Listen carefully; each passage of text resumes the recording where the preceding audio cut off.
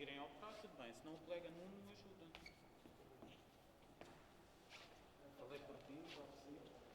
Mas eu também assim.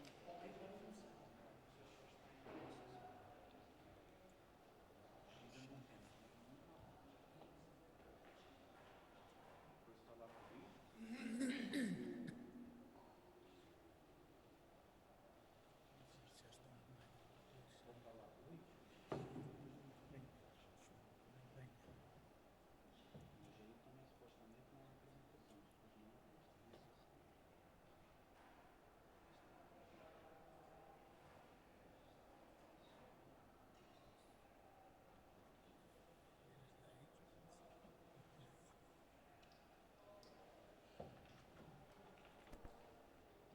O comandante Alexandre já está.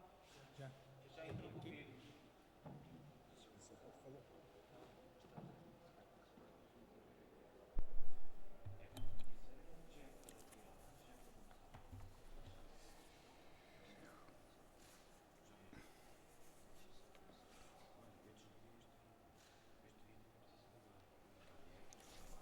Bem,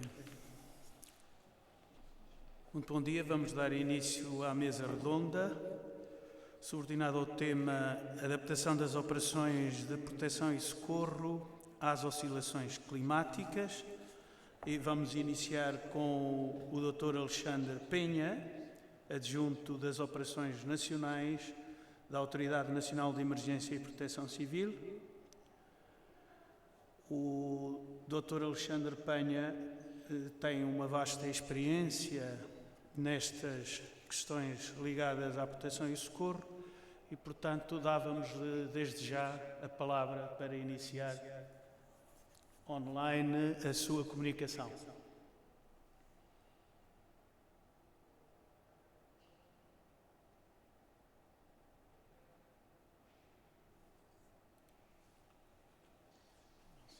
Bom dia. Confirmem-me só se já estão a ouvir o meu som.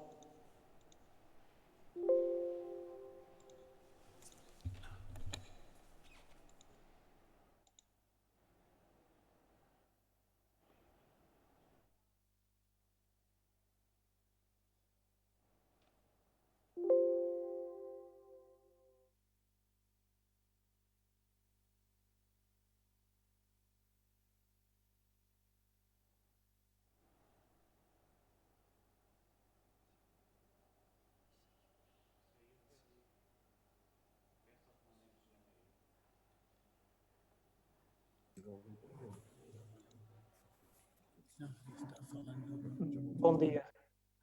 Já me estão a ouvir? Já? Obrigado. Isto, como nos sistemas informáticos, o Murphy é sempre nosso amigo, hoje tinha que me pagar uma pequena rasteira. Desde já agradeço ao convite para a participação nesta conferência e o tema que me traz hoje é as TIC no âmbito da gestão operacional do risco. Vou passar a compartilhar a minha tela. Confirmem-me só se estão a ver a tela.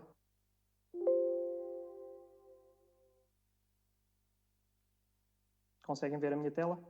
Sim? Ok, obrigado. Em termos de agenda para esta sessão, eu farei uma breve introdução ao tema. Depois passarei a fazer um enquadramento histórico daquilo que são as tecnologias de informação e comunicação em uso na proteção civil desde aquilo que conseguimos recordar. Depois falar sobre os dois sistemas bases que sustentam todo o sistema de proteção civil. Aquilo que foi o incremento na integração de informação operacional a partir de 2018. Falarei também sobre os processos de informação à população e, por último, farei referência àquilo que são os novos desafios que o ano 2020 nos trouxe e que o futuro também faz com que tenhamos que repensar toda esta lógica das tecnologias de informação e comunicação para apoiar o esforço de proteção civil. O caso das tecnologias de informação e comunicação, das chamadas TIC, não é algo estranho, tem sido algo que tem aparecido na sociedade e nestes últimos anos tem havido um boom dentro deste tipo de tecnologias, mas no âmbito da proteção e socorro, este desenvolvimento por vezes é um pouco acanhado. Uma das frases que mais ouvimos quando começámos em 2018 a falar sobre este tipo de sistemas foi que não se apagam fogos com tablets e joysticks, o que demonstrava muito a recepção por parte da estrutura mais operacional, mais ligada à resposta às emergências e à resposta aos riscos, àquilo que era a introdução de novas tecnologias, de novos processos, de novos tipos de análise para o suporte das operações. A lógica sempre foi muito assente naquilo que é o conhecimento tático, no saber fazer, e aparecerem aqui agora uns jovens a tentarem ensinar-nos a utilizar computadores e novas ferramentas para recolher informação, para partilhar informação, acabou por ser uma ideia estranha, mas que a pouco foi demonstrando que tem uma posição dentro do sistema e que efetivamente consegue trazer mais valias para a capacidade de resposta aos riscos. Dentro daquilo que é a utilização destas ferramentas, elas já datam de o primeiro registro que eu consegui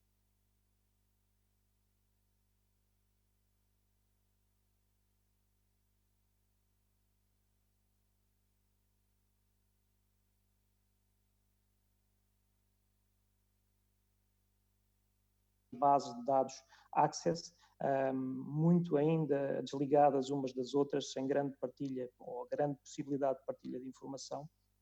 E só posteriormente, em 2005 e 2006, com aquilo que foi a criação do Sistema de Informação Pública, o SIP, e depois o projeto da Proteção Civil Digital, com a criação de várias ferramentas como o PCGO, o chamado Proteção Civil, Gestão de Ocorrências, com a plataforma integradora de suporte à decisão dos corpos de bombeiros e com a georreferenciação dos meios aéreos, ou a COMUT, é que se começou a ter uma maior lógica da utilização deste tipo de sistemas no esforço de proteção civil.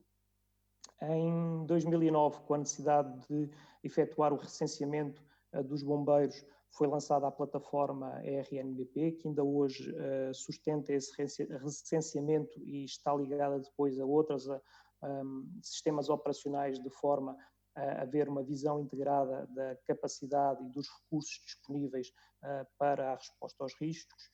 E em 2010 foi criado o Sistema de Informação de Planeamento e Emergência, que é um repositório dos planos de emergência a nível nacional, distrital e municipal, que ainda hoje perdura e que permite que o público em geral consiga fazer acesso às peças de informação destes planos de emergência.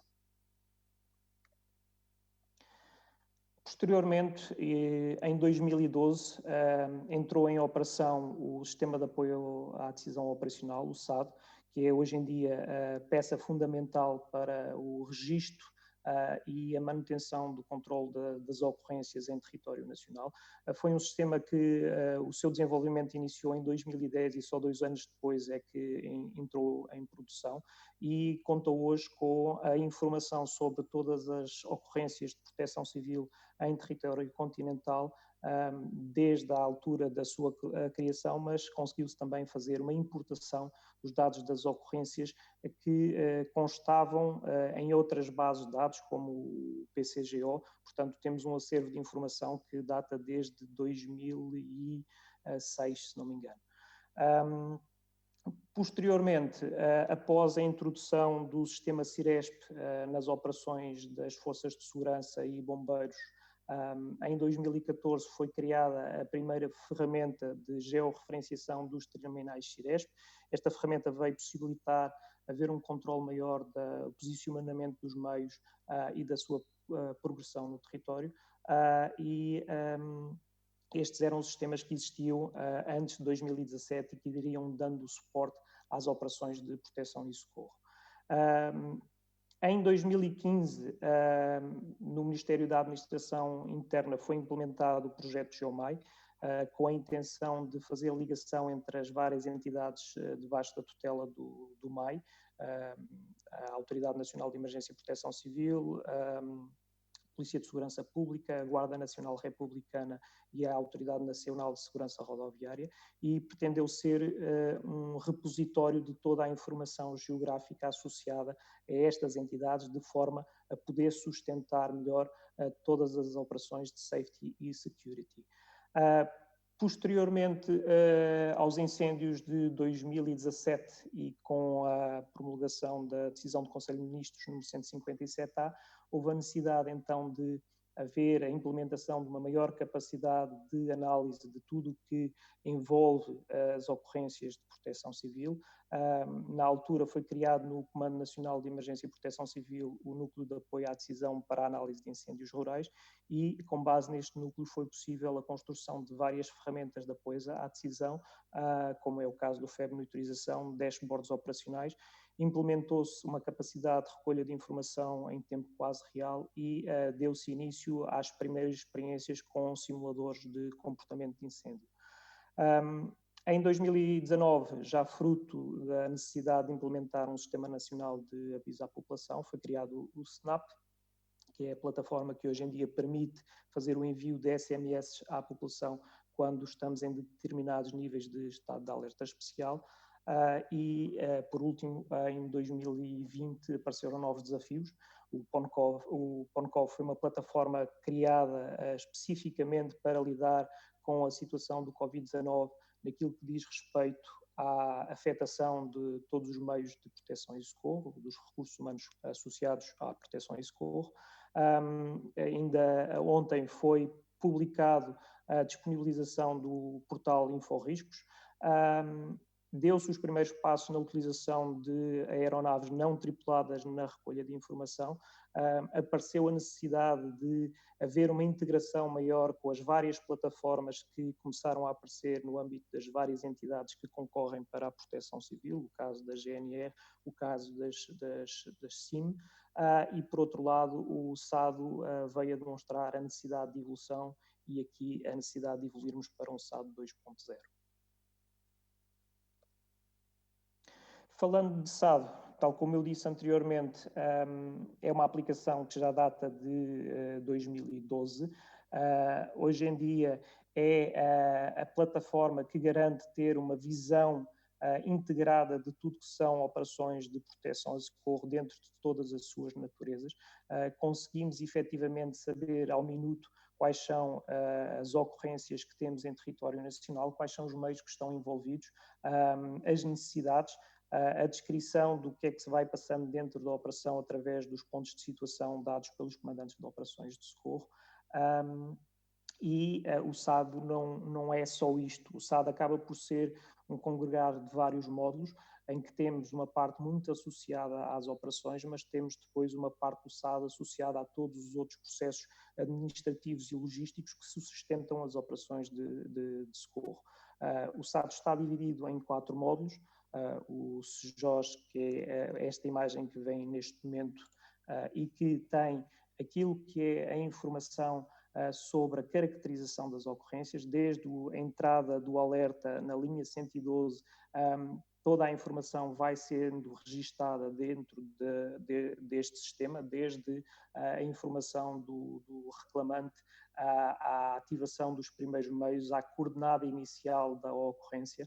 É tudo registado dentro desta plataforma, mas ela vai seguindo toda a vida da ocorrência até ao seu término e muitas das vezes até depois do seu término em todos os processos administrativos e logísticos que estão associados. Na imagem que têm à vossa frente conseguem ver o painel de caracterização de uma ocorrência. Para além deste painel existe também a possibilidade de ter acesso a todos os planos prévios de intervenção das infraestruturas mais importantes dentro do território nacional e também de tudo o que diz respeito à parte da movimentação de meios aéreos disponíveis para as operações. E isto são só alguns tópicos de o que é que podemos encontrar dentro do sistema de gestão de operações. Vai um bocadinho mais além, vai inclusivamente aos valores associados aos subsídios a pagar aos meios destacados para as operações, ao custo efetivo da operação. O SEJOS é depois associado àquilo que é o sistema integrado de gestão de meios, onde podemos ter toda a informação dos meios disponíveis para associar a cada uma das operações.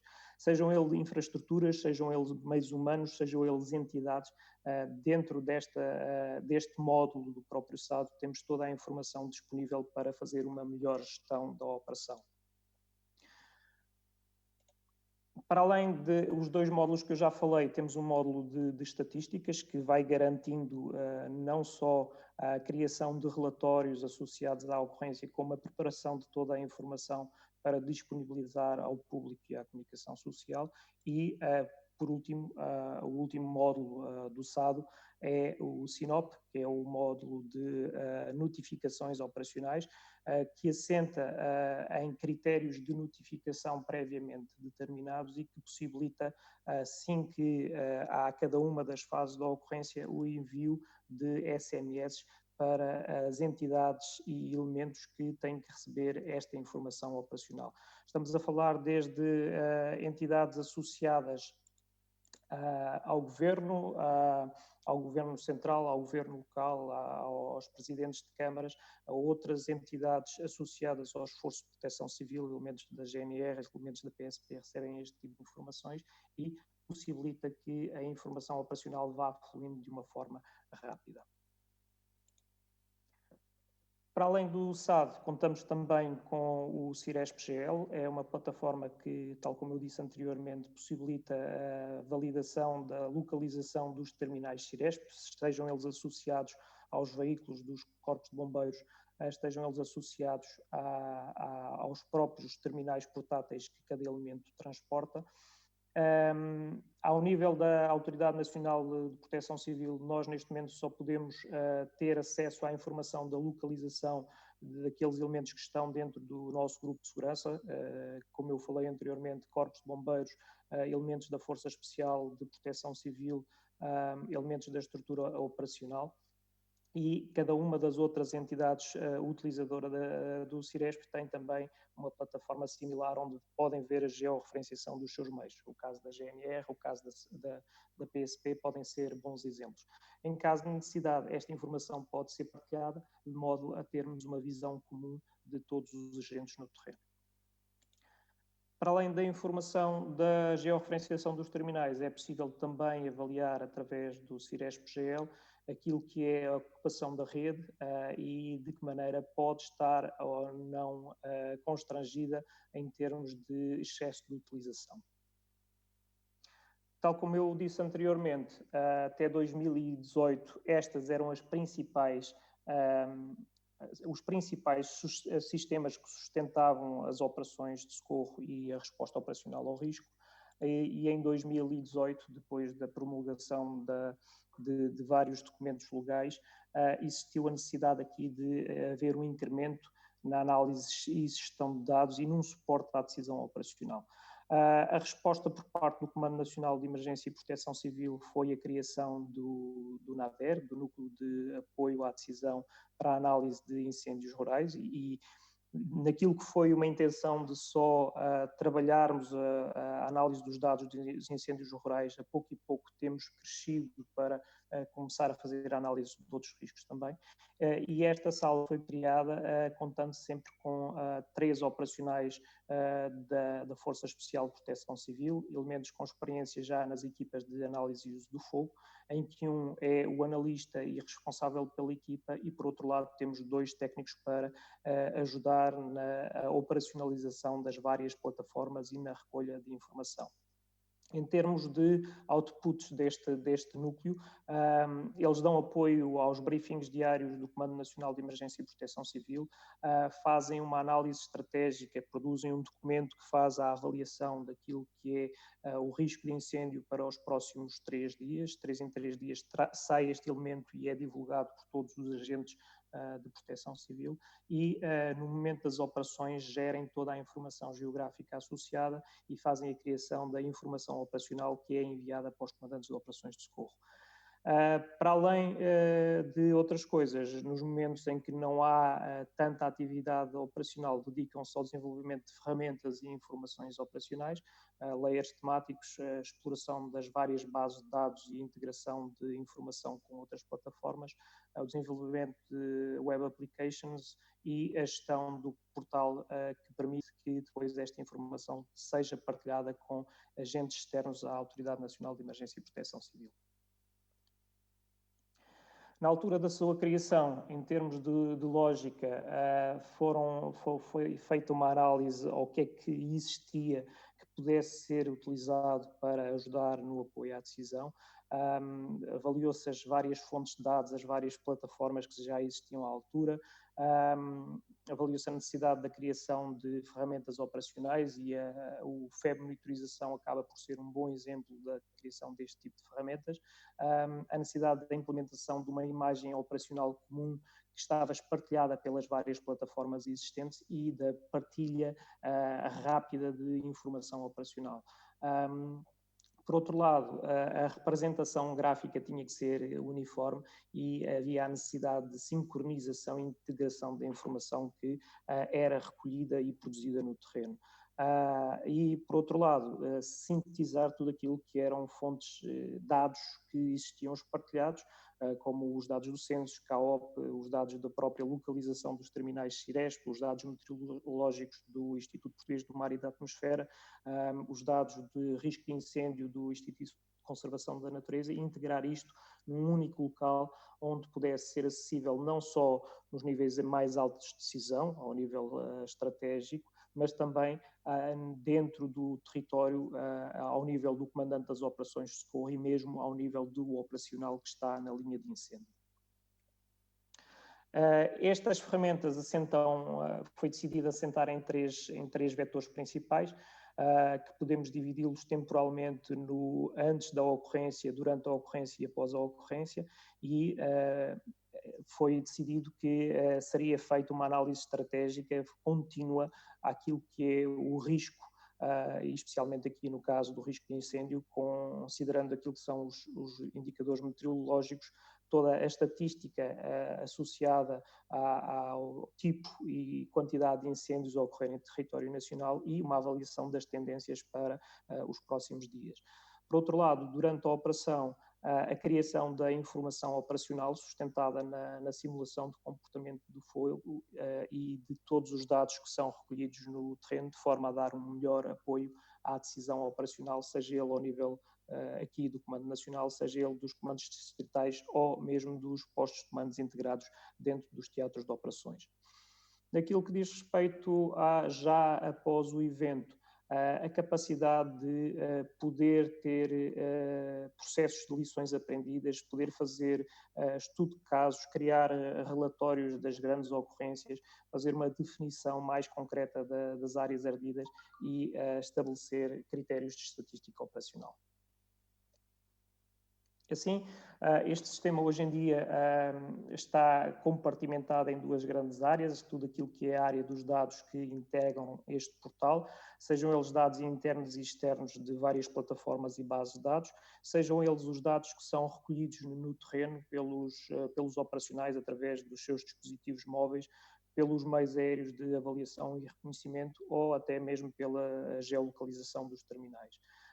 Por outro lado, aqui a lógica é, como eu disse anteriormente, suportar a decisão tanto a nível do Comando Nacional como dos comandos distritais, tal como as equipas no terreno, e isto acaba por ser sempre um processo retroativo, porque a informação vai produzindo nova informação e vai-se dando uma continuidade deste suporte, sempre numa lógica de trabalhar pouco fora do ambiente de pressão, ou seja, nós estamos a trabalhar numa sala com ar-condicionado, como se costuma dizer, mas o nosso objetivo é poder suportar quem está na linha de fogo a sentir o calor das chamas. E com base nestas premissas foram então criadas várias ferramentas, tanto para a recolha como partilha de informação. A utilização, o recurso ao collector para esse efeito foi uma peça fundamental, porque permite quem está na linha da frente conseguir consultar toda esta informação, como partilhar informação que vai produzindo, imagens que sejam retiradas, pontos que sejam criados, linhas, polígonos, de forma a enriquecer o conhecimento sobre o que se está a passar no terreno. Por outro lado, e nos casos onde o tempo urge e não há uma capacidade de nos dedicarmos especificamente a esta recolha de informação, foram criados processos mais rápidos, mais simples de recolha de informação através da utilização de formulários pré-definidos ou através dos projetos Quick Captures que permitem as primeiras equipas a chegar ao terreno darem logo uma perspectiva daquilo que se está a passar no território. Esta informação, em conjunto com o repositório de informação que já temos, possibilita a visualização de vários indicadores e várias métricas através de dashboards que estão disponíveis no Comando Nacional e nos comandos distritais, mas também algumas dashboards que estão disponíveis ao público. E, por outro lado, é integrada dentro da ferramenta que eu já falei anteriormente, o FEB Monitorização, que possibilita a análise, a integração destes dados e o suporte a todo o processo de decisão, independentemente do seu nível. Em termos de utilizadores desta plataforma, hoje em dia contamos com a estrutura da Autoridade Nacional de Proteção Civil, onde se inclui, claro está, os elementos da Força Especial de Proteção Civil, mas contamos também com utilizadores dedicados aos corpos de bombeiros, às forças de segurança, ao Instituto Nacional de Emergência Médica, às Forças Armadas, aos chapadores florestais, ou seja, a todos aqueles que são os agentes de proteção civil que auxiliam dentro da resolução das situações no teatro de operações, mas também com partilha de informação para outras entidades públicas e privadas, como é o caso da AGIF, o Instituto Superior de Agronomia, entre outros. Dando agora um exemplo de como é que este fluxo de informação ocorre dentro da lógica desta plataforma, assim que a informação está inserida dentro do SADO originária da plataforma 112 PT, conseguimos logo visualizar a sua localização no território nacional. Fazendo um zoom ao local, podemos logo iniciar o processo de análise através do acesso a outras plataformas externas, como é o caso do Instituto Português do Mar e da Atmosfera, onde podemos aceder rapidamente ao meteograma com a informação meteorológica para as próximas horas para aquele local, ou mesmo fazer um routing das equipas para o local através de aplicações como é o exemplo do Waze.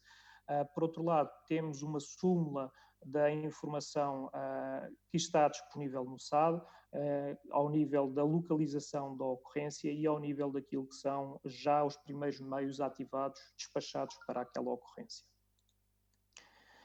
Por outro lado, é possível logo nesta fase inicial e ainda antes de chegarem os meios ao local, iniciar um processo de análise de qual é que é o risco que aquela ocorrência traz dentro do seu desenvolvimento. No caso concreto, podemos fazer uma avaliação daquilo que é a densidade populacional com base na base de dados existente ao momento, que é o censo de 2011, e temos logo uma perspectiva das necessidades ou não de evacuação de alguns aglomerados populacionais. Pode-se aceder àquilo que é a informação das áreas ardidas dos últimos anos, que criam aqui possibilidades de combate e auxiliam as forças que estão no terreno, ou mesmo as faixas de gestão de combustível concretizadas durante o último ano. Para além disto, podemos aceder a informação como, por exemplo, a localização dos centros de meios aéreos e a sua distância para o teatro de operações, os pontos de scoping, todas as infraestruturas que possam ajudar dentro do combate, neste caso aqui, a um incêndio florestal. Tal como eu falei anteriormente, as equipas helitransportadas hoje em dia conseguem, logo à sua chegada ao local e ainda a sobrevoar a ocorrência, capturar e disponibilizar as primeiras imagens do que é que se está a passar no território. Estas imagens são muito importantes para nós porque nos possibilitam fazer uma validação se os meios que estão a caminho da ocorrência são os suficientes ou se existe a necessidade de um reforço maior de meios no terreno. E, por outro lado, permite quem está a fazer a análise do comportamento de incêndio ter alguns critérios que definem qual é que é a probabilidade do seu comportamento nas próximas horas. Por outro lado, com recurso àquilo que são os meios aéreos de avaliação e reconhecimento, conseguimos ter uma visão aérea durante o decurso de toda a operação de socorro e esta informação vai sendo base para a georreferenciação do perímetro de incêndio e para a avaliação da disposição dos meios no território. Por outro lado, como veem na imagem, contamos sempre com aquilo que é a informação da georreferenciação dos meios através dos terminais Ciresp e todos os meios no terreno têm a capacidade de aceder a esta informação e completá-la com a identificação daquilo que são pontos sensíveis, daquilo que é o trabalho que está a ser desenvolvido e outras informações que possam ser determinantes para as ações que venham a seguir. Com base nisto, o NADER vai identificando o perímetro de incêndio que fica disponível para todos os agentes que estão a aceder a esta plataforma e este perímetro de incêndio possibilita depois a utilização de simuladores do comportamento do fogo para determinar aquilo que é as probabilidades de expansão. Neste caso concreto, hoje em dia utilizamos aqui um simulador desenvolvido pelo Instituto Superior de Agronomia, numa parceria que vem desde 2019 através do projeto FireModSat. Para além do Instituto Superior de Agronomia, contamos também com a Universidade de Aveiro neste projeto e a ideia foi o desenvolvimento de um simulador de comportamento do fogo que não fosse determinístico, mas sim probabilístico e que pudesse fazer a avaliação de várias variáveis no âmbito daquilo que são os dados em que existe maior certeza, o caso da meteorologia e o caso da ocupação do território e da disponibilidade de combustíveis. Este simulador vai fazendo várias simulações, uns bons milhares de simulações com alterações dentro dessa variável e depois permite-nos fazer uma avaliação da maior probabilidade de incêndios em determinado espaço de tempo e apresenta-nos esta coroa com a zona mais a escuro, onde há uma maior probabilidade nas próximas horas do incêndio chegar e com a sua continuidade até aquilo que é o pior dos casos. Por outro lado, é inserido também dentro de toda esta análise a utilização de imagens remotas através da constelação de satélites Sentinel e recorrendo ao projeto Copérnicos da União Europeia, de forma a conseguir fazer uma avaliação daquilo que é a progressão do incêndio e concretizar depois a definição daquilo que são as áreas ardidas. Com base nesta informação, é possível graficamente, mais uma vez dentro da plataforma FEB Monitorização, fazer aquilo que é a delimitação da probabilidade de expansão do incêndio, a definição daquilo que são os eixos principais de propagação e toda esta informação serve-nos depois para concretizar a informação operacional. É um documento simples que tende a fazer sugestões ao comandante das operações no âmbito daquilo que é a informação meteorológica para as próximas horas, a predição do comportamento de incêndio e fazer algumas recomendações no âmbito daquilo que são as prioridades e situações de segurança. Por último, é possível também, através desta plataforma, fazer a avaliação da progressão tanto das equipas no terreno como das máquinas de rastro para a avaliação da consolidação final da operação. Associando à necessidade daquilo que é a informação à população de tudo o que se passa à volta das ocorrências de proteção civil, este ano foi disponibilizados vários dashboards. O caso deste é especificamente para os incêndios rurais, está disponível online num formato para PC e num formato mobile e permite fazer o acompanhamento de tudo aquilo que são operações de incêndio que estejam a ocorrer através da sua localização e através do envolvimento dos meios no local. Por outro lado, e com a implementação do Decreto-Lei número 2 de 2019, de 11 de janeiro, que rege aqui a necessidade da criação de um Sistema Nacional de Comunicação de Risco, de alerta e de aviso à população, entrou em funcionamento este ano a plataforma Snap, que permite, com o apoio das 13 maiores operadoras de comunicações móveis, rapidamente conseguir enviar informação à população sobre vários riscos que possam ocorrer dentro do território continental. Está em fase de expansão este projeto também para os 2 arquipélagos, a Madeira e Açores, sendo uma lógica que essa informação vai ser controlada pelos 2 serviços regionais de proteção civil. A intenção desta plataforma foi de uma forma fácil permitir aos operadores veicular informação, portanto ela tipicamente já tem aqueles que são os riscos principais associados ao nosso território como modalidades para a criação destes SMS. Permite a utilização do canal SMS, mas está já preparado também para avançar para as aplicações móveis e para as boxes TV, para que esta informação possa também aparecer dentro das televisões públicas e está programado para poder fazer não só situações de aviso imediato, como situações de agendamento de avisos, avisos programados à população. As mensagens estão pré-definidas, de maneira a poder auxiliar quem está nas salas de operações rapidamente a poder inserir toda a informação, possibilitando sempre que sejam adequadas aos critérios específicos daquela ocorrência e está baseada neste momento num polígono distrital, mas estão a ser encetados trabalhos com o apoio das operadoras e da Anacom para que este polígono possa ser reduzido e possam ser enviadas mensagens restringidas só a um polígono local. Por outro lado, dispomos também de uma aplicação móvel associada ao Ministério da Administração Interna, onde estão disponibilizados todos os avisos de proteção civil que vão sendo emitidos pela ANPC. Por outro lado, permite também visualizar as ocorrências e fazer alarmística, tem pop-ups quando a ocorrência está dentro de aquilo que são os critérios definidos pelo utilizador da aplicação. Um exemplo, eu tenho uma casa de férias num sítio onde existe um risco de galgamento costeiro e se ocorrer uma situação, uma ocorrência de galgamento costeiro naquela zona, esta aplicação, por minha orientação e por minha programação, vai-me fazer a notificação dessa ocorrência junto da minha área de interesse. Tal como eu falei anteriormente, ontem foi publicitado aquilo que é a plataforma, o portal InfoRiscos.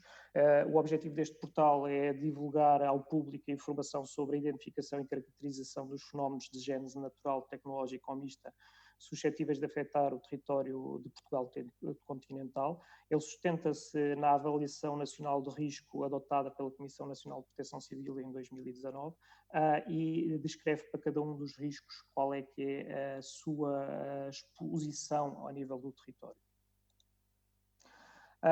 Em termos de novos desafios que este ano nos trouxe, como é de conhecimento de toda a gente, não é possível escapar a este tema hoje em dia.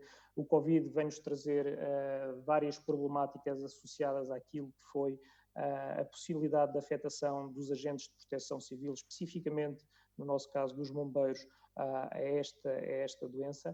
E mais do que precisar quantos bombeiros é que estão infectados, fazer uma avaliação daquilo que são as capacidades que estão disponíveis para ocorrer às situações de risco que temos no território. Portanto, este ano foi criado esta plataforma com a informação que nos chega diariamente por parte dos corpos bombeiros e é possível registar a evolução dos bombeiros afetados e a avaliação da capacidade desses corpos de bombeiros de reagir aos problemas que têm na sua área de atuação. Outro dos novos desafios que apareceu no ano 2020 foi a utilização cada vez maior de aeronaves não tripuladas no âmbito dos teatros de operações. São meios que nos possibilitam uma recolha atempada de informação, mas que nos acarretam a necessidade de ter uma capacidade de avaliação e de produção de informação com base nos dados que eles vão captando. Portanto, estamos a encetar passos para o desenvolvimento de plataformas que possam não só fazer a visualização dessa informação, mas para a tornar rapidamente em informação que possa ser associada depois dentro de aquilo que é a imagem comum operacional, de maneira a suportar o esforço de apoio à decisão. SAD é uma ferramenta essencial para nós. É uma ferramenta que já não é nova, já tem alguns problemas associados, necessita de uma evolução e este ano encetámos esforços para fazer o desenvolvimento de um SAD 2.0, sustentado na maior complexidade da gestão dos riscos que hoje em dia temos, no maior fluxo de dados, na necessidade de partilha de informação mais rápida e concreta, nas novas tecnologias de informação que temos disponível e na necessidade de informar o público com maior celeridade. Por outro lado, há sempre estes três vetores que estão presentes em todas as tecnologias de informação e comunicação: o hardware, a análise e a partilha de informação. Doutor Penha, tem que tentar acelerar, está bem? Obrigado. Um minuto e acabo. Portanto, são os principais vetores de desenvolvimento, em coisas que vão desde o desenvolvimento de novas ferramentas à garantia da segurança das plataformas e redes, a introdução de inteligência artificial na criação de novos algoritmos de análise e na partilha cada vez melhor da informação com outras entidades. E é aqui que eu reforço a minha mensagem. Nenhuma destas plataformas que hoje em dia existem por si só são suficientes. Mais importante do que existirem várias plataformas é que todas elas falem entre si e todas elas partilhem informação.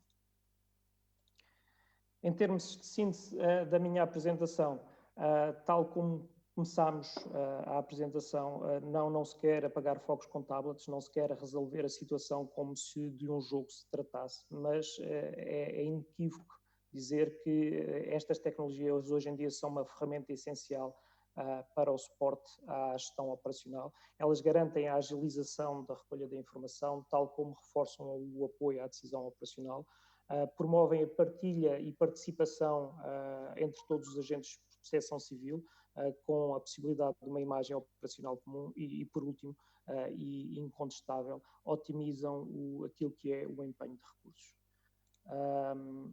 E assim termina a minha apresentação. Peço desculpa por me ter arrastado 8 minutos para além do tempo e fico disponível para questões. Muito obrigado, Dr. Alexandre Penha. Penso que foi uma exposição excelente pelo enquadramento histórico e pela evolução que nos deu da STIC no quadro do apoio à proteção civil e explicou-nos também qual é o ponto de situação, os desafios que se colocam, pudera que efetivamente estas ferramentas pudessem já estar suficientemente difundidas e designadamente mastigadas no âmbito da proteção civil municipal e, sobretudo, também estendidas às unidades locais de proteção civil. Muito obrigado uma vez mais e passávamos já, sem mais delongas, à exposição e à comunicação do comandante José Ribeiro, que tem uma vasta experiência, quer ao nível interno, quer até a nível internacional. Faça favor, Sr. Comandante. Obrigado, muito bom dia. Eu quero cumprimentar todas as entidades, todos aqueles que estão presentes nesta sessão e, em nome da Autoridade Nacional de Emergência e Proteção Civil, agradecer o convite da organização para participarmos neste evento.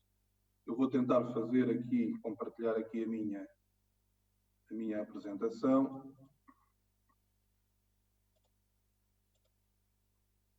Penso que já será possível, peço que confirmem Já estão a visualizar? Não, estamos a ouvir bem. Ok, muito obrigado. Então, a minha apresentação é sobre uma operação muito sui generis e quase única no panorama nacional. Não tem tanto a ver com o tema de fundo desta mesa redonda, embora não diretamente, mas que apresenta, ao fim e ao cabo, ou apresentou um conjunto de soluções tecnológicas que vêm a evidenciar aquilo que é a mais-valia quer do conhecimento, quer destas soluções tecnológicas ao serviço da proteção e do socorro. Como disse, uma ocorrência sui generis, que resultou de um alerta do 112, às 15h45 do dia 19 de novembro de 2018, e a fonte de alerta reportou-nos o desabamento de terras entre Borba e Vila Viçosa, numa estrada municipal, a 255, nas proximidades de uma pedreira. Foram despachados os meios iniciais, dos corpos de bombeiros da zona, do INEM, da Força Especial de Proteção Civil, da GNR, e deparámos com uma operação de proteção e socorro ao longo de 13 dias, terminou apenas no dia 1 de dezembro, envolvendo perto de 1.500 operacionais, mais de 600 veículos e equipamentos dos diversos agentes de proteção civil e diversas entidades cooperantes, uma participação muito forte também de várias empresas do setor. Daqui desta situação, resultaram 5 vítimas mortais, além do colapso daquela estrada, uma via histórica, com a qual a população mantinha, e penso que ainda mantém uma ligação sentimental muito forte, era a antiga Estrada Real, e também a destruição de um conjunto de equipamentos e de maquinaria. Isto é uma panorâmica, é uma fotografia aérea daquilo que é a zona de sinistro, retirada durante um dos dias das operações. Em termos daquilo que é a minha agenda, eu falarei em primeiro lugar daquilo que foi a nossa avaliação da zona de sinistro e dos principais constrangimentos identificados. Depois darei nota daquilo que foi a gestão de toda a operação e terminarei com um conjunto de lições aprendidas sobre no decurso desta operação. Aquilo que foi a nossa avaliação inicial, possível de fazer no dia de outono, relembro que estávamos já a meados de novembro, em que se fez de noite muito cedo, mas permitiu-nos concluir que tinha ocorrido um colapso de uma escarpa, com um arrastamento de uma parte muito considerável da estrada municipal, que fazia a ligação entre o Borba e Vila Viçosa, a deposição de um volume muito significativo de destroços em 2 pedreiras, destroços esses constituídos por rochas, por blocos, diversas estruturas metálicas, etc. A deslocação da água que estava numa pedreira, uma pedreira que não estava em uso, a deslocação da água por efeito de splash para a pedreira que estava em utilização, e portanto ficando o poço desta pedreira completamente inundado. Eu relembro que tínhamos 2 pedreiras naquele local, tínhamos e temos, a pedreira Almeida, que mantinha uma atividade diária de corte e remoção de blocos, com uma altura média de 70 metros, aos quais acrescia um poço com cerca de 7 metros de profundidade e uma área aproximada de 2.000 metros. A pedreira contígua, a pedreira Plácido Simões, que estava desativada há alguns anos, também com uma altura média de cerca de 70 metros, mas neste caso com um poço mais profundo, na ordem dos 40 metros, completamente submerso com água, quer resultante dos aquíferos, quer da água proveniente da chuva. Portanto, uma pedreira de maior dimensão e na qual, de acordo com a informação que tínhamos disponível, foi onde ficaram as 2 viaturas envolvidas no acidente e a maioria dos destroços provenientes do deslizamento. Referir que as testemunhas no local confirmaram a existência de pelo menos 4 vítimas, 2 funcionários da pedreira, um encarcerado numa máquina giratória, outro nas proximidades desta máquina, e 2 civis, aparentemente, porque foram identificados 2 veículos e, posteriormente, através da informação dos familiares, foi possível confirmar com razoável grau de certeza que seriam então 3 vítimas que estavam nas 2 viaturas. Uma operação, um teatro de operações com um conjunto de constrangimentos muito significativos. Eu destacava aqui os deslizamentos frequentes de terras e de rochas em toda a vertente e que aconselhavam a máxima cautela em qualquer atividade operacional em todo o perímetro. O risco de derrocada de toda a escarpa, que foi assinalado pelo Laboratório Nacional de Engenharia Civil logo na primeira avaliação, a derrocada esta que poderia ocorrer quer para o lado da pedreira, quer em sentido contrário. O acesso às pedreiras, o acesso ao terreno, era feito através de uma estrada de terra batida muito íngreme, com muita lama, porque tínhamos tido dias com muita precipitação, com um desnível muito acentuado, e que apenas poderia aceder com pessoal apeado ou com máquinas de rastro. O problema dos trabalhos em altura, com elevado risco de acidente e de queda de pessoas e objetos, que foi essencialmente garantido com o apoio de gruas, uma grua de serviço da pedreira Almeida e uma grua idêntica que estava do outro lado, na outra pedreira, na pedreira Simões, embora esta fosse uma grua que não trabalhava há alguns anos e que não nos oferecia muita confiança.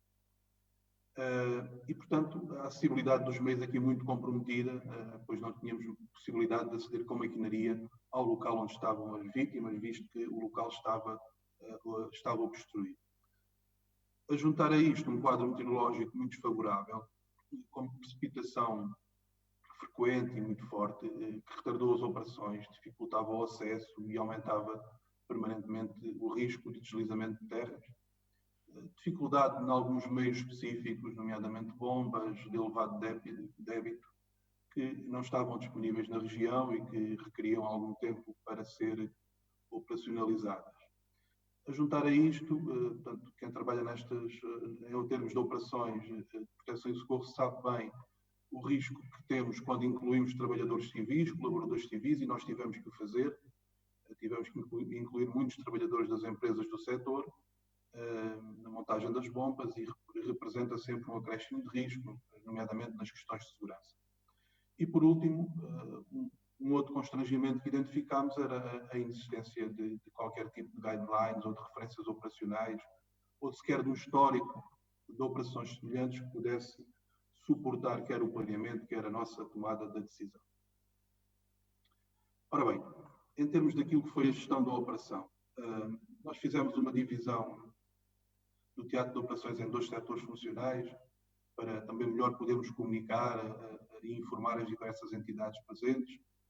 O setor alfa, portanto, como podem ver aqui nesta imagem, é o setor da pedreira Almeida, ou seja, aquela onde estava a laborar, onde estavam aqui no ponto 1 a máquina giratória, com as 2 vítimas, os 2 trabalhadores, e depois o setor Bravo, a pedreira contígua, a pedreira Simões, com o local onde aparentemente estariam as duas viaturas que tinham sido arrastadas naquela deslocação de massa. Criámos, em termos de gestão e para facilitar todo o nosso trabalho, criámos 3 setores funcionais, digamos assim, um setor de desobstrução e resgate, responsável pelas operações de desobstrução e remoção de blocos e pedras nas áreas onde estavam os 2 trabalhadores. Simultaneamente, um setor de reconhecimento e busca, que fez todo o reconhecimento do plano de água da pedreira contígua, da pedreira maior, no setor geográfico Bravo, e depois um setor de drenagem, responsável pela drenagem das 2 pedreiras, e que ficou incumbido da montagem, da operacionalização e monitorização do trabalho das bombas, dos geradores, pós-transformação, verificação de níveis e volumes e também a monitorização dos caudais nas linhas de escoamento ajusante, porque naturalmente nós tínhamos que encaminhar aquela água para algum lado, para algum local, e evitar ao máximo que ela retornasse às pedreiras. Em termos de zonas de apoio, nós constituímos também naquele teatro de operações uma zona de apoio, onde concentramos os meios de apoio logístico. Para isso, instalámos também 2 locais de reforço tático. Um primeiro do setor da drenagem, com todo o equipamento relacionado com a drenagem, bombas, geradores, tubagens, etc. Um segundo local de reforço tático para o setor de desobstrução e resgate, onde instalámos os meios de busca e resgate em estruturas colapsadas, o equipamento de mergulho, resgate em montanha, ambulâncias de apoio, etc. E um terceiro dedicado ao setor de reconhecimento e busca, onde estacionámos os meios de detecção e reconhecimento, principalmente aqueles que eram operados remotamente. Ou seja, tivemos esta necessidade de, na zona de apoio, dividir o pouco espaço que tínhamos disponível para melhor acomodar todos os equipamentos de quais nos socorremos. Aquilo que foi o comando das operações, portanto, o primeiro COS foi assumido por elementos do Corpo de Bombeiros de Borba e, posteriormente, foi avocado pela estrutura operacional da Autoridade Nacional de Emergência e Proteção Civil, e que foi mantido até ao final da operação. O posto de comando operacional, ele funcionou na parte inicial no veículo de comando do Corpo de Bombeiros de Borba e depois, a partir das 16 horas, foi instalado no nosso veículo de comando e comunicações, onde esteve também até a final da operação. As células foram garantidas por elementos de comando dos Corpos de Bombeiros do Distrito de Évora e toda a componente de apoio e comunicações pelos operadores do Comando Distrital de Operações de Socorro de Évora.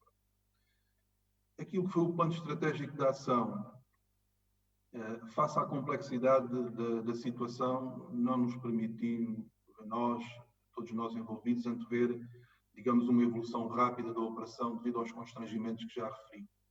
Pelo que este plano foi sendo delineado de acordo com um conjunto de pressupostos, ou seja, por um lado, as oportunidades que o desenvolvimento das operações nos dava, por outro, a avaliação permanente das condições de segurança na zona de intervenção e também a evolução do quadro meteorológico, que tinha aqui um peso muito importante. Digamos que tivemos duas fases em termos de plano estratégico de ação. Uma primeira fase, do 1º ao 6º dia, com as ações de desobstrução para resgate das vítimas que estavam no setor alfa. Fomos fazendo algum reconhecimento e alguma busca no plano de água no setor Bravo, onde estavam as viaturas, tentando também ganhar aqui algum tempo. E depois também a drenagem prioritária, em primeiro lugar no setor alfa, para também criarmos condições de acesso para as equipas que estavam a trabalhar neste local. A partir do 7º dia, quando conseguimos recuperar as duas primeiras vítimas, então virámos, digamos, para o setor Bravo, onde intensificámos as ações de reconhecimento, de busca e resgate no plano de água, recorrendo essencialmente a equipamento operado remotamente e em circunstâncias muito especiais com o empenhamento dos mergulhadores, e também intensificámos as ações de drenagem no setor Bravo, a partir deste poço para o exterior, utilizando um sistema de Nora e utilizando também as canalizações que já existiam do antecedente. Eu vou-vos dar agora aqui uma pequena panorâmica da forma como funcionámos em termos das diferentes células. Portanto, ao nível das operações, também muito rapidamente, dizer-vos que este setor funcional de desobstrução e resgate concentrou a sua atividade no setor alfa, portanto, como já referi, entre o 1º e o 6º dia. Ações essencialmente de desobstrução, remoção de rochas, com apoio pessoal especializado, mas também com apoio de maquinaria. Uma série de constrangimentos, nomeadamente, tínhamos um volume muito significativo de blocos de rochas de grande dimensão, trabalho da grua e da máquina giratória, trabalho muito lento, muito dificultado e também sempre com elevado risco, quer da queda de objetos, quer de esmagamentos ou entalamentos. E estávamos a trabalhar muito próximo do talude principal e, portanto, qualquer movimento, principalmente de maquinaria, provocava sempre alguns deslizamentos e, naturalmente, sempre algum risco para todos os operacionais.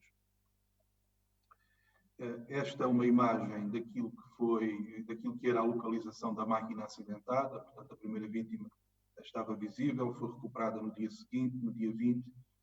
A segunda vítima só foi recuperada no dia 24, depois dos binómios terem efetuado uma marcação positiva e depois da remoção de um volume muito significativo de rochas daquele local.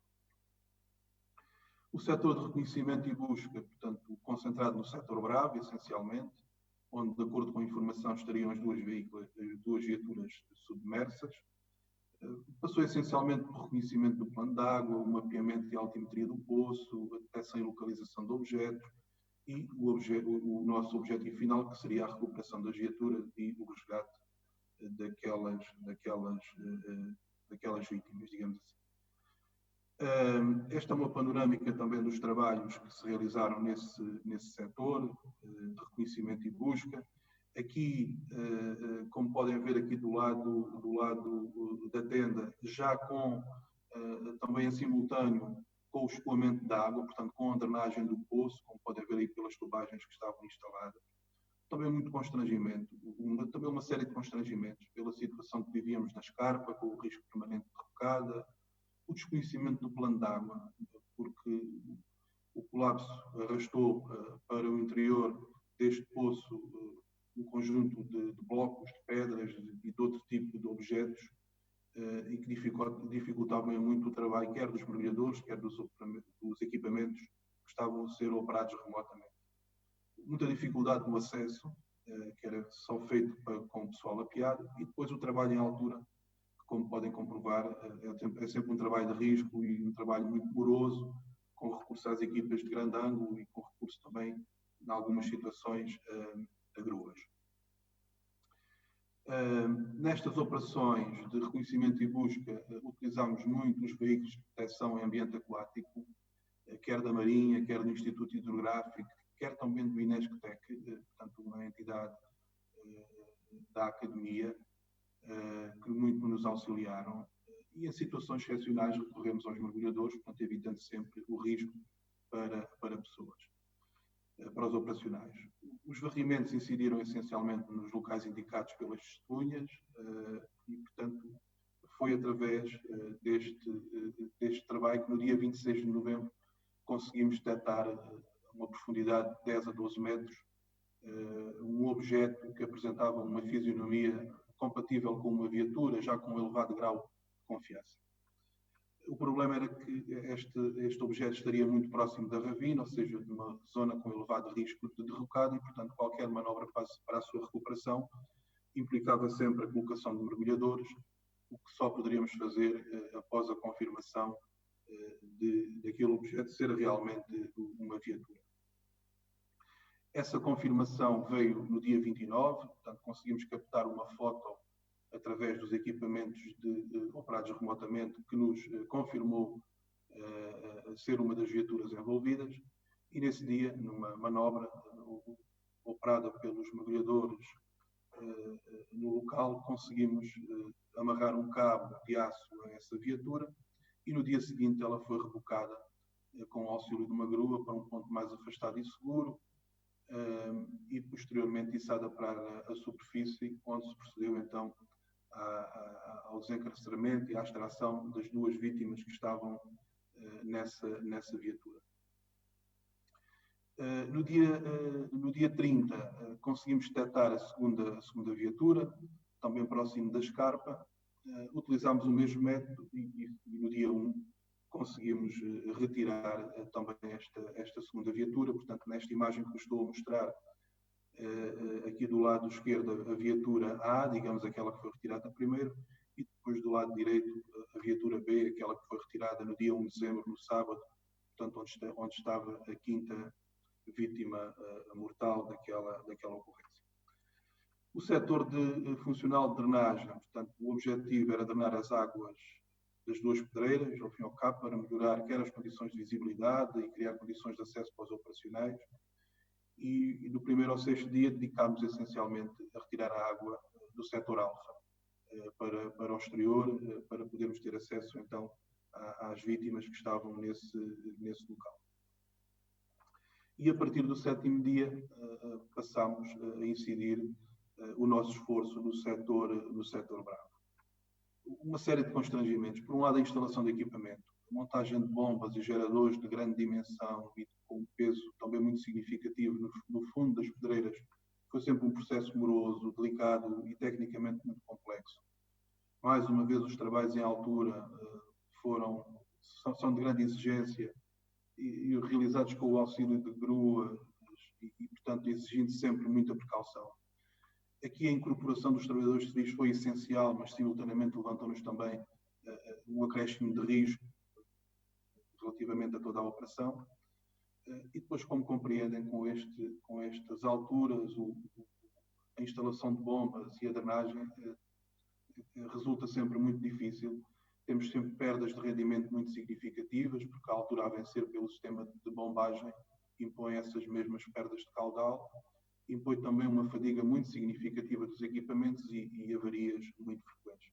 Só para ter uma imagem, portanto, esta bomba que aqui aparece foi uma das bombas utilizadas, que tem sensivelmente a altura, digamos, de um homem médio, um homem de média altura, 1,60 m a 1,80 m de altura.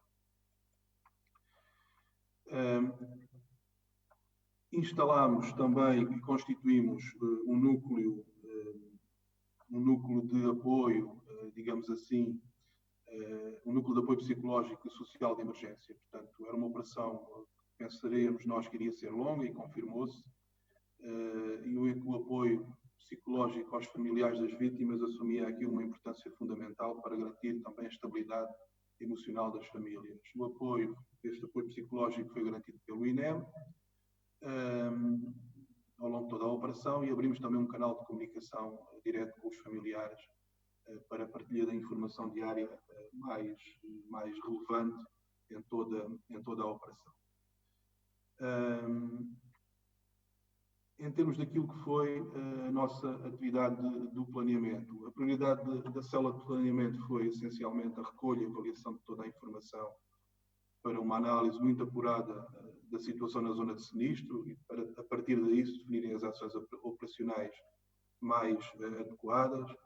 Fizemos uma série de contactos, portanto, em primeiro lugar com quem percebe daquele espaço, daquele local, com os proprietários das pedreiras, também com a Direção-Geral de Geologia e Minas, para termos um conhecimento mais detalhado de toda a zona.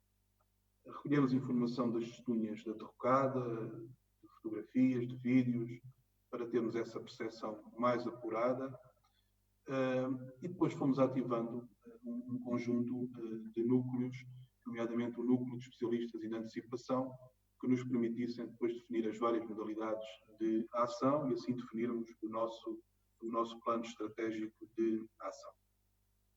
Este núcleo de especialistas incluiu uma componente da previsão meteorológica. O IPMA foi-nos fornecendo diariamente um conjunto de produtos meteorológicos específicos para o local e muito úteis.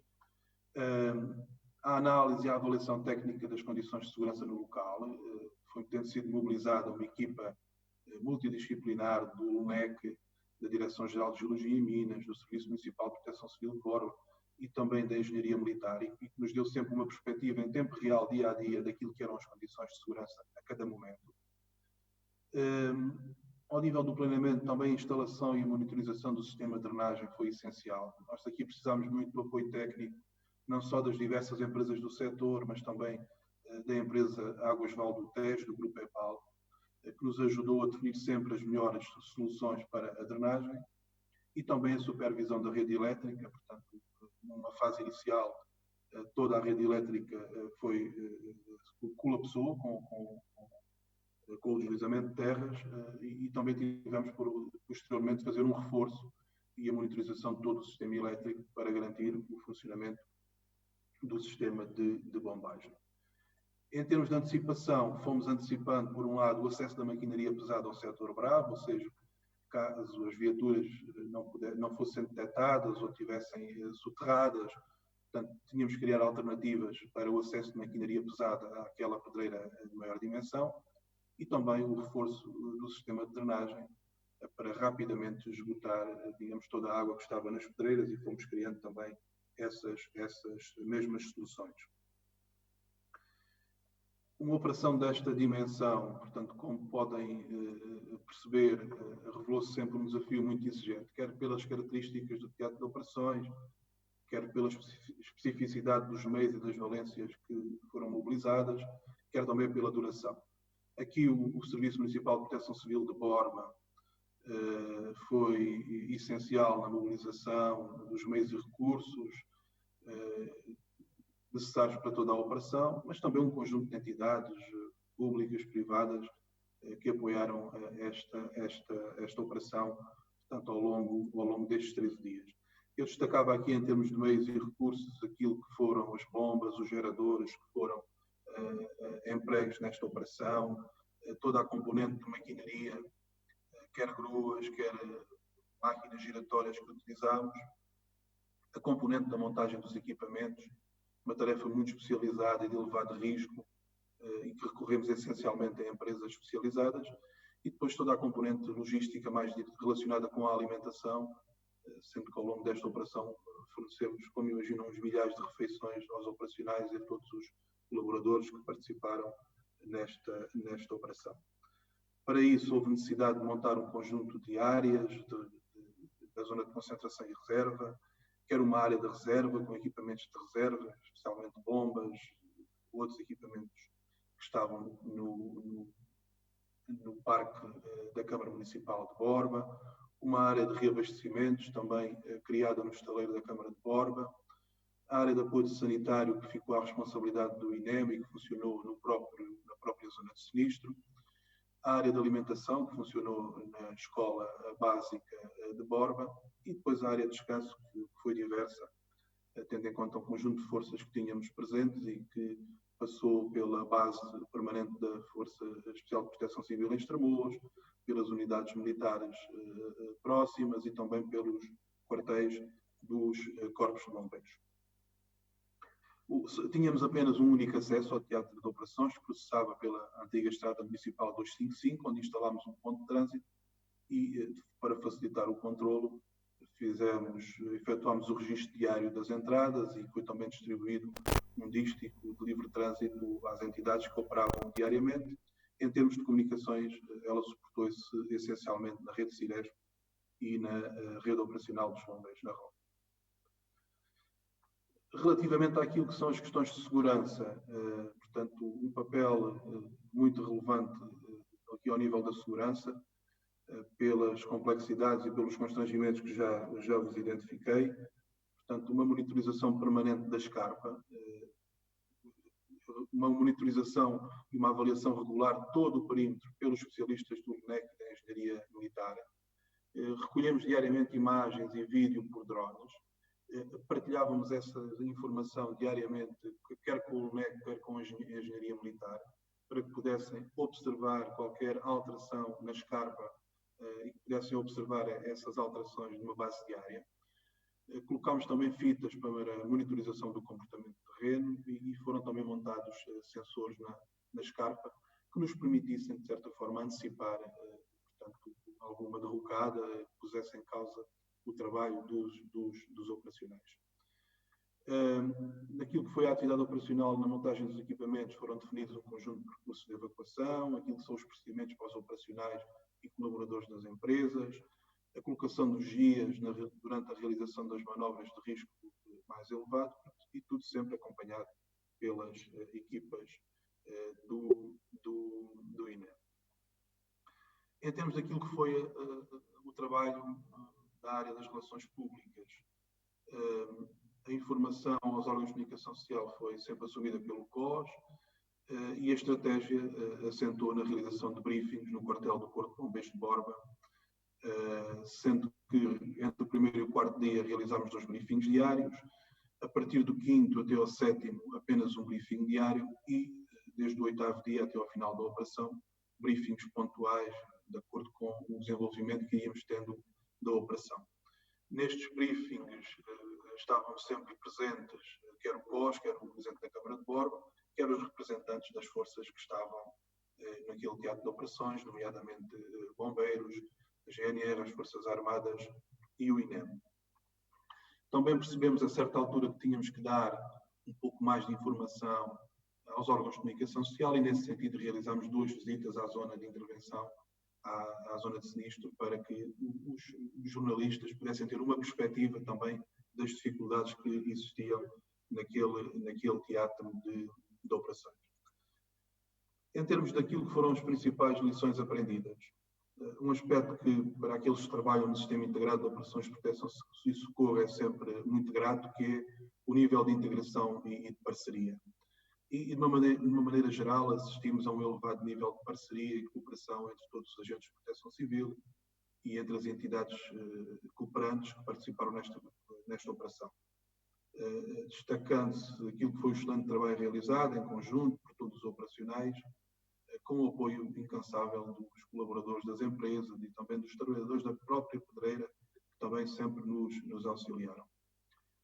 Felizmente, com a evolução da operação, foi possível constatar um reforço gradual desta articulação entre os agentes, no quadro do CIOBS, com resultados muito visíveis no desenvolvimento das operações e na prossecução dos objetivos estratégicos. Portanto, como compreendem, uma operação que dura 13 dias, ao fim de 5, 6 dias, o nível de integração e de cooperação é significativamente maior.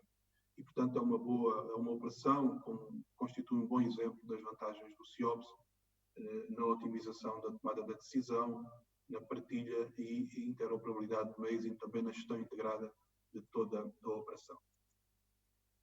Depois, as questões relacionadas com a segurança, que por vezes exploramos em alguns teatros de operações, mas que são absolutamente fundamentais e aqui eram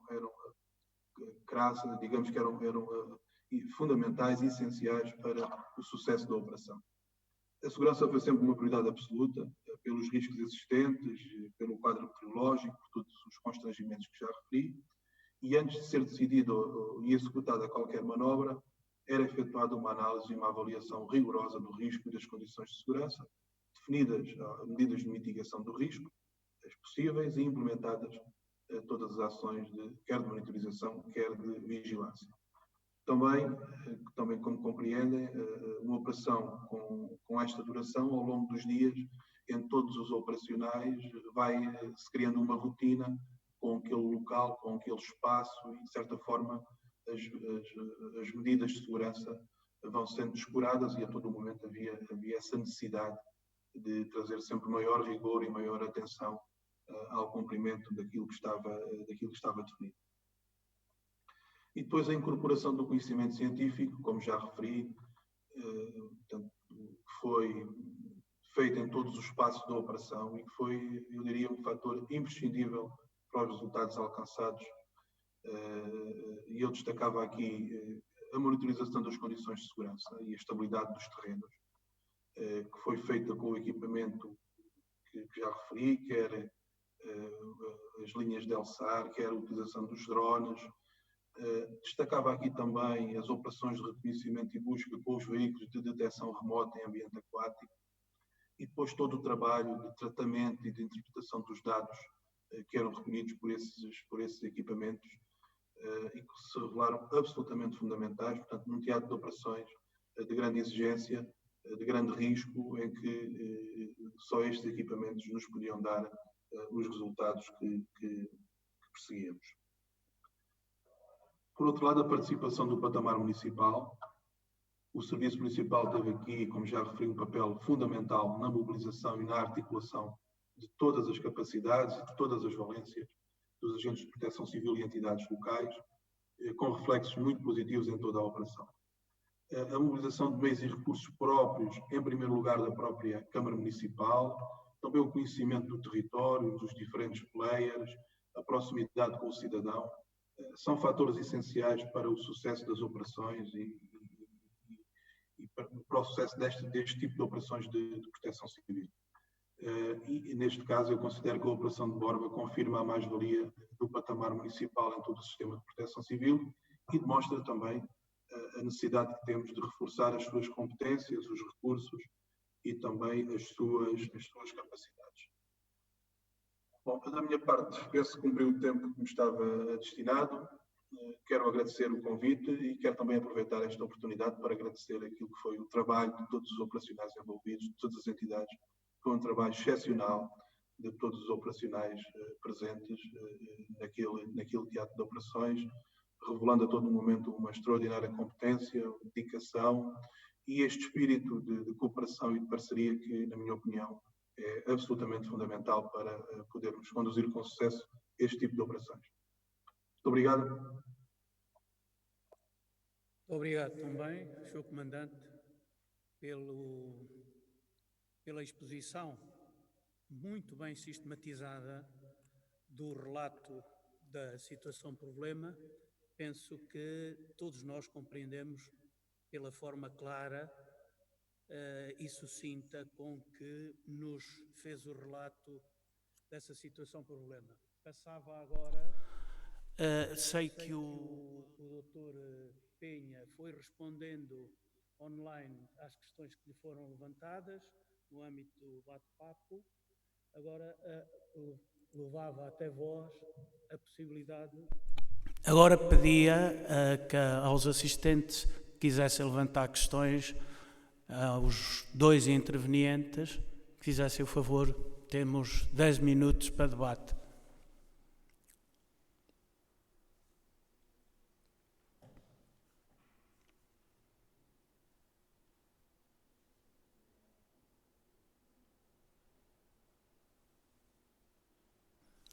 Bom, não havendo, eu colocava 2 questões a cada um dos intervenientes. Não sei se me ouvem através daqui. Queria colocar ao Dr. Penha a questão de até que ponto é possível levar as ferramentas que referiu, designadamente aquelas que estão mais atualizadas, à Proteção Civil Municipal e, se possível, estendê-las ainda às unidades locais de proteção civil. Qual é o ponto de situação relativamente a esta situação? No que diz respeito a esta situação, nós temos uma limitação que é a própria plataforma que estamos a utilizar hoje em dia. Nós estamos a utilizar a plataforma ArcGIS Online e isso, por vezes, limita-nos a capacidade de partilha de informação da maneira como queríamos. Por outro lado, como temos grande parte da infraestrutura tecnológica dentro da Rede Nacional de Segurança Interna, também temos alguns constrangimentos de segurança em ligação de algumas plataformas, como é o caso do SAD. No entanto, e no caso especificamente das ferramentas que estão desenvolvidas pós-2018, temos tentado a fazer a avaliação de caso a caso. Nós temos protocolos já estabelecidos com, um exemplo, o município de Mação, com a CIM da Lesíria do Tejo, Médio Tejo. Estamos a concluir um protocolo também com a Câmara Municipal de Viana do Castelo. Temos outro protocolo com a CIM do Alentejo Central, peço desculpa, não me estava a lembrar da sigla da CIM, e a intenção é sempre essa, é conseguir com este tipo de protocolos fazer uma partilha de informação, não só no sentido da Autoridade Nacional de Proteção Civil para estas organizações, mas no sentido contrário, porque são organizações que têm um espólio de informação que para nós é essencial, por exemplo, para resolver situações como esta que foi apresentada pelo Comandante José Ribeiro. Obrigado. Era para o Comandante José Ribeiro, a quem queria colocar a seguinte questão. Sendo certo, como referiu, que em Borba estavam presentes vários APCs, portanto, vários agentes de proteção civil, que tipo de dificuldades é que encontrou na gestão, na coordenação desses diversos agentes de proteção civil, tanto mais que, como sabemos, eles têm culturas organizacionais diferenciadas, têm uma hierarquia que também é diferenciada da hierarquia da proteção civil. No cômputo geral, queria lhe perguntar se sentiu muitas dificuldades nestas diferentes abordagens que normalmente os diferentes APCs têm, ou se a coordenação, enfim, foi facilitada pela existência, se calhar, de uma cultura mais ou menos homogénea relativamente à situação, problema com que se deparou. Muito obrigado pela questão. Eu diria que tive a tarefa muito facilitada, porque, como referiu, nós estávamos perante uma operação com o envolvimento de inúmeras entidades, inúmeros agentes de proteção civil, com culturas diferentes, com organizações diferentes, com linhas hierárquicas diferentes, e todos aqueles que trabalham nesta área, não só em Portugal, como isto é comum noutros países, pode haver sempre aqui alguns conflitos e alguns constrangimentos no alinhamento das posições. Eu penso que no início tivemos algumas situações. como seria de esperar e como era expectável neste tipo de situações, mas que se foram esbatendo à medida que fomos avançando e, portanto, à medida que fomos trabalhando em conjunto. Eu tive a sorte de trabalhar com um conjunto de pessoas de grande competência técnica e também já com muita experiência, o que, na minha opinião, ajudou muito a ultrapassar estas questões e, portanto, a partir ali do meio do quinto, sexto dia, essas situações estavam praticamente esbatidas e tudo funcionava dentro daquilo que seria expectável, não é? Portanto, sem grandes dificuldades. Até porque a dificuldade da própria operação e também algum mediatismo que ela foi tendo, aí se exigia, não é? Exigia que todos nós que estávamos naquele local que trabalhássemos com o máximo de integração e o máximo de colaboração para assim podermos chegar com sucesso ao final.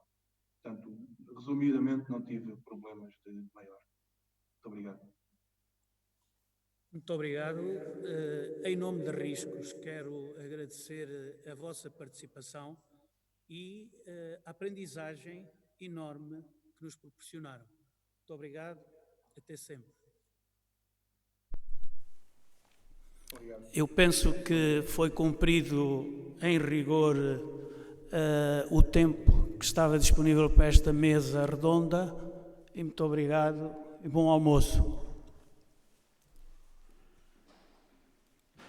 Agora aqui uma pequena lembrança Muito obrigado.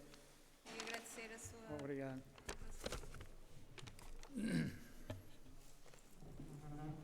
Caríssimo, podes-me passar para aqui as comunicações ou não estão aqui? Eu penso que se calhar agora não estão aí. Espera só um bocadinho. Não.